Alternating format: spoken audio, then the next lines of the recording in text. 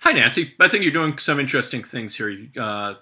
Font choices, I think, are fairly solid. Color schemes are working. You're starting to lay these out in ways that make some sense. But I do think that there's improvements to be made. We're looking at the Stop Pollution Rally poster.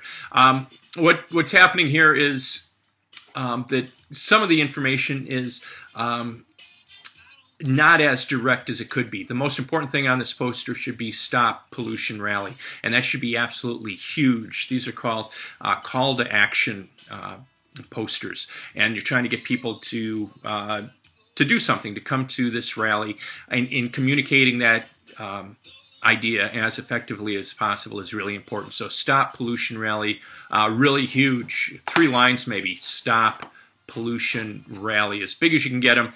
Least important bit of information is this right here, Student Environment Group. That's totally secondary to what's on the poster. Stop Pollution Rally, and then April 15th, 3 p.m. Student Union. We don't need the words time and where. People will see it, know that April 15th, 3 p.m. Student Union is when and where it's happening. So a bigger impact here, I think, for the important information is what's needed. Happy clouds in the sky, same kind of thing. We've got lots of things fighting for our attention because they're all the same size. This is the same size as this, This has the same kind of visual impact, similar visual impact.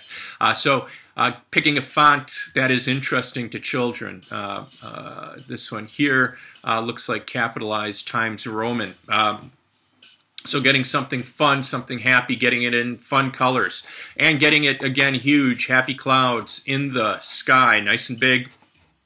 Again, we don't need the word author in front of the author's name. If we see a name on the book, we'll understand who it is. One of the things that might be happening here, too, is that you sent these to me as Microsoft documents and instead of JPEGs or PDFs, and that means that my computer is not exactly recreating what you created, but interpreting what you created. And so I'm not guaranteed to be seeing the same thing that you put together. So here, again, bolder, more forceful approach, keeping your target audience of children in mind. And here, I think this is pretty solid. You're using Williams's idea of proximity quite well, grouping like things together, but also think about alignment. So you've got all this information centered, which makes it quite hard to read. Information's not conveyed very well through centering.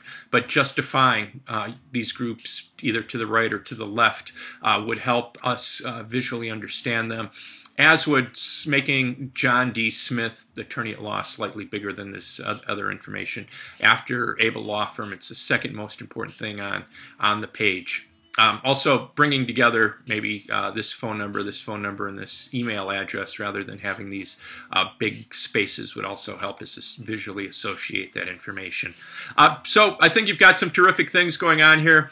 I am going to send them back to you for revisions, though. Please make them and then send them back to me for a grade, okay?